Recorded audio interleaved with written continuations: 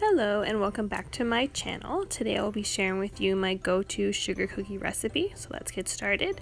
First you will need 1 cup of room temperature unsalted butter, 1.5 cups of sugar, 2 eggs room temperature, 2 teaspoons of pure vanilla extract, 3.5 cups of all-purpose flour, half a teaspoon of baking powder, and 1/4 teaspoon of salt.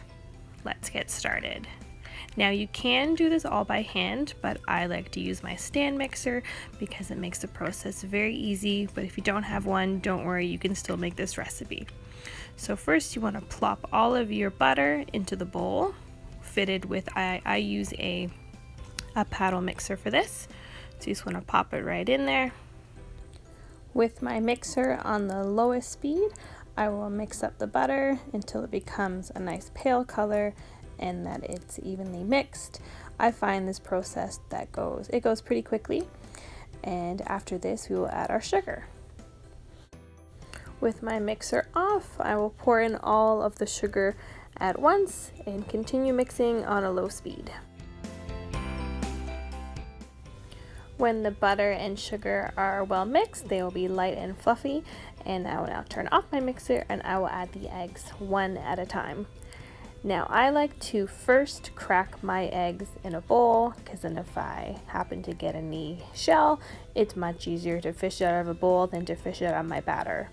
And I will plop the first one in, and then I will mix it up, wait till it's combined, and then I will do my second egg.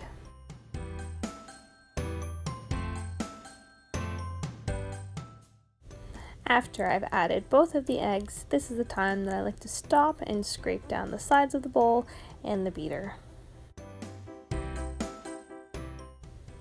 Next, I will add my vanilla extract and mix until well combined.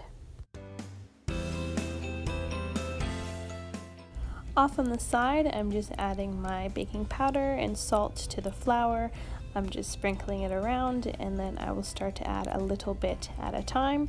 And you can also see my son, my 1.5-year-old, he just woke up from his nap, and he is part of the reason, really one of the main reasons I don't get to do too many more YouTube videos anymore. When I first started these, he was only 6 months old and he slept a lot.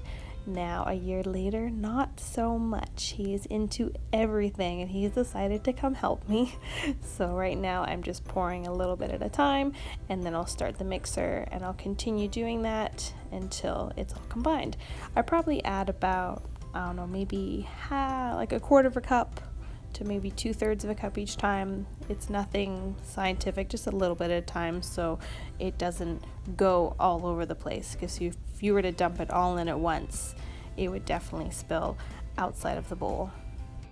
What I love about having a stand mixer is that it does all the work for me. I don't have to really mix the dough at all with my hands. As you'll see, this KitchenAid does it all. But if you don't have a mixer, don't worry. As I said at the beginning of the video, you can definitely do this all by hand. It just takes a little bit more work. But if you are thinking about getting a mixer, in particular a KitchenAid, know that the sales, they always happen throughout the year, especially around Black Friday or Christmas. I have never had to pay full price for either one of my mixers. There's always a good deal you can get. Once my mixer is having to work harder to turn around, I know that it's done and I'll take it down. And now my dough is ready. Now there are 2 things you can do, which I will show. If you're not making your cookies straight away, you'll be wanting to put your dough in the fridge. So you want to take your dough and divide it into about 3 or 4 pieces. So you can see here is I got some plastic wrap and I put it down on the table and I squished it so it's nice and flat, kind of like big thick pancakes. This way, when you go to roll your dough later, it's easier to do so because it's already flat, compared to if you were just doing like a big ball. That would be very difficult, a little more harder work to try to roll it out. So I'm just going to do that to all my pieces. Doesn't matter how size. I did my first one really big, but if you have a smaller surface to work on, you'll want to make smaller pieces and just do that until it's all done.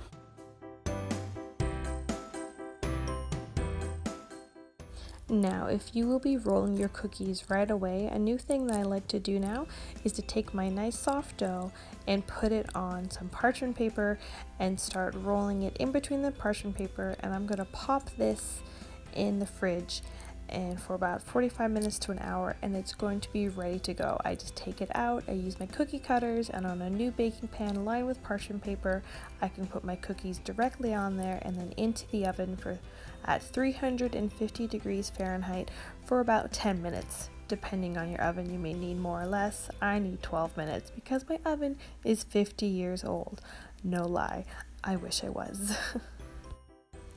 Now, if you're not doing this method and you're rolling out the dough from the plastic wrap that we had earlier, you're gonna want to pop it back in the in the fridge for at least 10 minutes. I like to go longer, like all the way up to an hour, just because you're going to get a better shape the longer that your dough is chilled. And just keep doing this over until you've used all your dough.